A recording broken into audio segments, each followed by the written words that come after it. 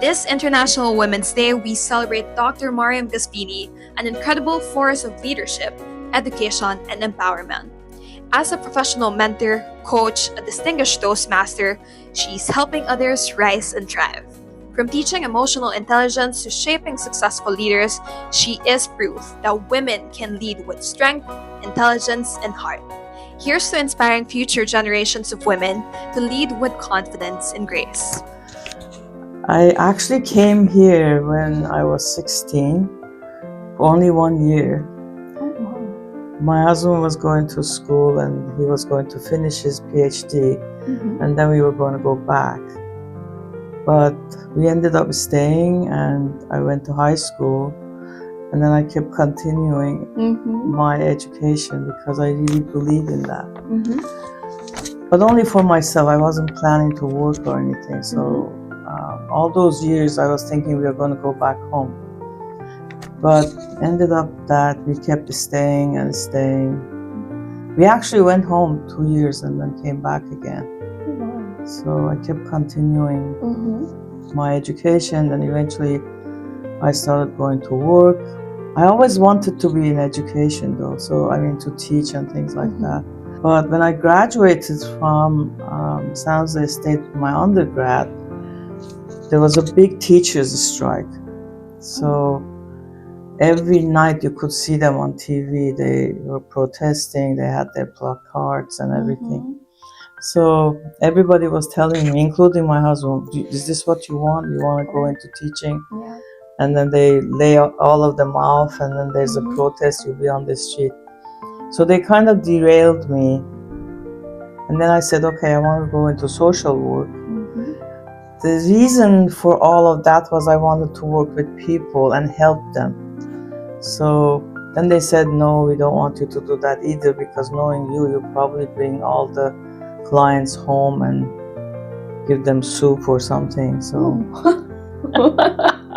so I got derailed on that one too. And then everybody said, you have to be in high tech. And I really didn't see myself in high tech. But then I said, oh, maybe I'll go into HR or something like that. Again, helping people, right? Yeah. But when I got to HR finally at HP, I remember that one of the managers said, do you know that we fire people? It's not always helping. Yes. So I said, yeah, I know that, but I just want to be on the helping side. Helping side, yes. Needless to say, I didn't get the job in that interview. But again, 2 years later, I came back. By that time, I had some sales experience. So at that time, I went into the manufacturing side, so I have that experience.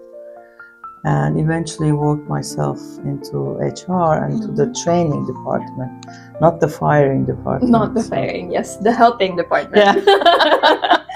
I think you touched on this already, but we wanted to know what was the biggest challenge that you faced during the move. I know you came here at such a young age, and then dreams were like changing left and right. How did you overcome those challenges as well? It was difficult. I kind of relate to the students when they come and talk to me, because you really feel homesick. Yes. And I don't think there's any magic pill that you can take. That's true. And say, okay, now I'm done. I don't have to worry about this. To me, I think the biggest challenge was that adjustment and not having your friends or family here. At that time, we did not have cell phones, obviously. We didn't have all this internet accessibility. It was all, we relied on letters going back and forth. So I was always at the mailbox seeing if there was any letters. If there was no letter, I was really disappointed. And I remember every week I would get 18 letters, and I'd write 18 letters. Oh, wow. To different people? Yeah. Oh, wow. That's I so know. nice. I think my husband was amazed too. Wow, you are so loved. Wow, and I kept up with them, and that surprises a lot of people, even to this day, that not only my first level family, but my extended family are still in touch with me. So. That is so nice. So that's what I'm saying. You have to do that. You have to keep in touch and feel their presence, even though they're not here. Yeah. So you mentioned that you had like sales experience, HR experience. You also wanted to get into education. So we wanted to know, how did you establish yourself in this industry, especially that you are in a new country? It's the 360. Remember, I wanted to be in education. So that's why I tell students, whatever your passion is, go after it. So for example, for me, if they hadn't stopped me and I hadn't listened to them and I said, I don't care if they're getting fired right now, I really want to go into education, I would have been, I think, much better off, because you're progressing in that area that you really have some sort of excitement about. So that's what happened to me. Eventually, from that training department, I kept going to training and subsequent jobs. I became a training manager in another entity and designed all their trainings for management and things like that. And then I decided to teach, and it was difficult because I had graduated a while ago and I hadn't, they want somebody who gets their doctorate to get hired right away and teach. And I hadn't done that. My plan was to retire from HP or something like that and then move into education, but that didn't work either. So I came here and taught one course, which was HR, by the way. HR, oh my gosh, wow. I'm taking HR this semester, right? Yes. That's amazing. And I kind of like looked around, which is, by the way, that's a model that Anderson Consulting used to use. While you're doing your consulting in one entity for one particular thing, look around and see what else they need. So you can say, hey, I can fix the TV too. And then you call your crew, they come and say, we are already here, we are established, and then it's just adding another $12,000 you can do. So they keep extending that. And I think, I don't know if McDonald's copied them or they copied McDonald's to say, would you like French fries with that? It's the same, it's like the same thing, right? Like that, So I looked around and I noticed they don't have counseling or counseling department. And I asked them, I said, administration, if you have any counseling issues, I would be happy to help, because I have the background and I have the training and all that. And they kind of looked at me and they said, yeah, actually we need one. For our accreditation, they were looking for somebody. So that's how I got into the full-time position in 2010. And after that, I've been looking around to see what else they're missing. It's been a long time of checking and everything. But I think the core of it all is really, you really want to help people. And this time, you want to help students. In the networking sessions that we've had, they've always emphasized that networking is important, especially if you're an international student, you don't have connections here or whatsoever. So we also are curious to know, how did you build your network here and how did you find your opportunities? I actually found that first job, the HR job, through one of my friends as well.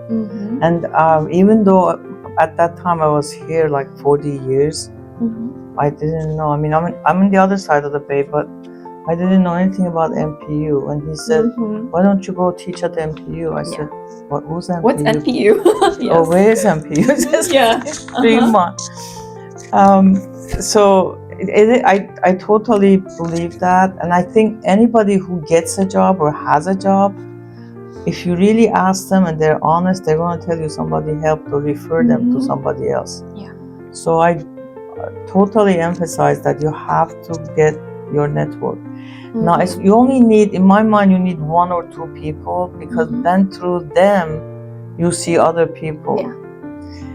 But our students are worried that they're going to get rejected, and it's okay. They get rejected to go to the next person. Somebody doesn't like you, you think they don't like you, maybe they don't have anything to tell you.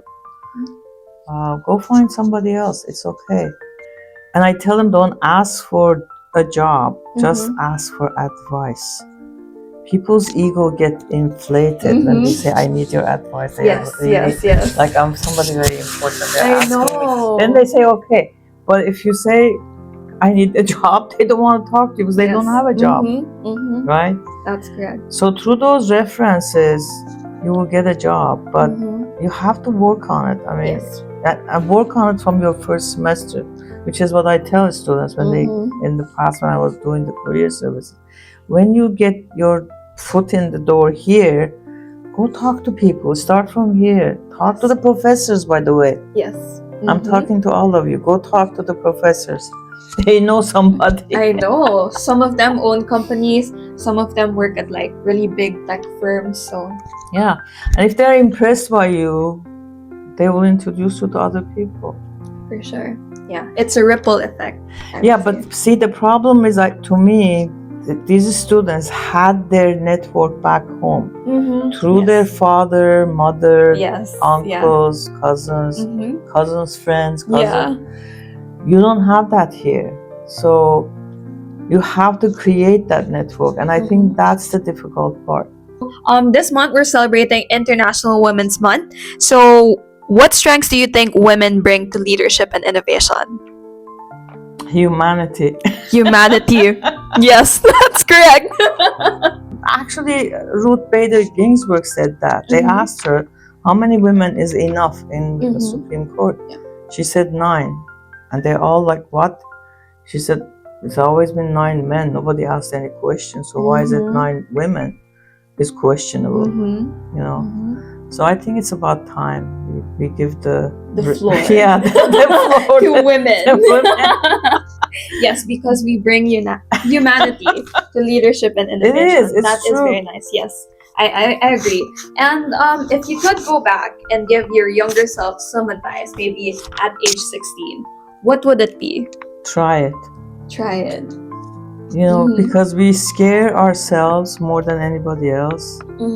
That's correct. And I think failure is a good thing.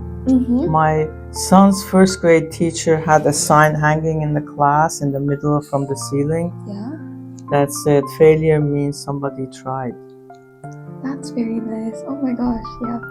And last question, what's next for you and what legacy do you hope to leave for other women? That's a secret. Oh, that's a secret. That's for us to find out, I guess. Stay tuned. Stay tuned. Coming soon. Thank you so much. Do you have like some inspiring words to share to our international women, especially in the university, before we wrap this up? That's what I'm saying. Yes. Go do it. Go Seriously. Do it. And don't be afraid of failure. Thank you so much, and happy International Women's Month to everyone. Yay! Bye. Thank you so much, Dr. Mariam.